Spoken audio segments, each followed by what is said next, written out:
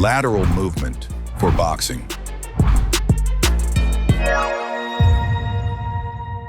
Okay, so this question is really detailed, but might be really helpful for those people that are looking to get stronger hips to try and increase rotational power. My style relies heavily on footwork patterns to create angles, but often find myself not being able to punch or too tired due to weak hips.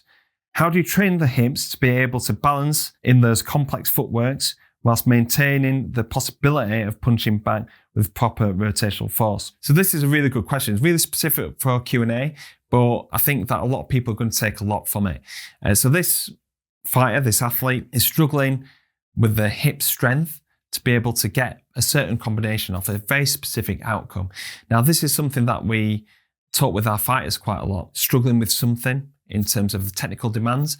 We'll talk to the fighter, we'll talk to the coaches, and we'll try and find some exercises that we can help supplement, whether it's rotating through the shots, whether it's a shoulder pain whilst doing a jab, whether it's something with the lower body, whether it's helping improving the footwork. Go with a very specific outcome, but we have to strip it back with some generic exercises and then transfer that into the specific exercises and then that specific outcome. So we're going to go through now with this situation here, looking at generic exercises, then we're going to look at some specific exercises. So starting off with the generic exercises, if somebody's got weaker hips, we would be looking at an assessment, whether that's an overhead squat or single leg squat assessment. Quite often in the single leg squat, what we're likely to see is the need to start drifting inwards and also a little bit of hiking of the hips. And this can suggest that an athlete is struggling with the oblique strength and also glute med strength. So the glute med is a muscle that's part of the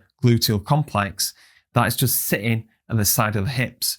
And this is important for lateral stabilization and hip rotation. So it's really important for boxers to develop this. However, during general boxing training, it's not really overloaded. It's not really activated and isolated during traditional boxing training. So when they come into the Boxing Science Performance Center, quite often I'm like, right, yeah, glute med needs to be strengthened. So we can look at some general exercises to try and increase strength of the glute med, but also the glute max as well. Let's start with the glute max. So this is your primary hip extensor. Look to improve the strength of the glutes through hip dominant exercises. This can be a trap bar deadlift, but we can try and isolate that hinge a little bit further, doing Romanian deadlifts, kettlebell deadlifts, isometric hip thrusts, banded hip thrusts, also doing some single leg hip thrust variations, whether that's doing a hip thrust march or single leg hip thrust with the knee to chest. Then we look to do some glute med work. So we do this in every single warm-up with our banded side clams and also banded lateral walks.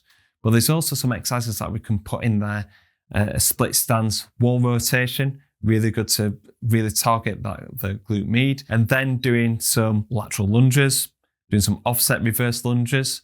This is targeting the glute med whilst also strengthening that single leg in general, trying to kill two birds with one stone. We're getting the glute med strong, challenging the lateral stabilizers of the hip, whilst also developing strength of the quads, the hamstrings, and also the oblique muscles as well. So these are some key exercises that you can do from a generic point of view. And then let's work on the specific. We can do some banded shadow box where we're challenging the lateral stabilizers, glute med, to contribute to lateral movements. So with the banded shadow box, this is limiting that range in terms of lateral movement and also hip rotation.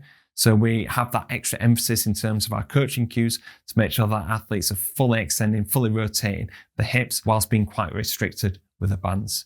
We can do many variations of this. We can do a general going up to a cone, doing a lateral pivot. This sounds like this is very similar to your style. A figure of 8 drill, where we're twisting, we're turning, we're pivoting. We're doing this for an extended period of time. And then we can start implementing the banded shadow box, but with an external resistance, using the bands around the hips.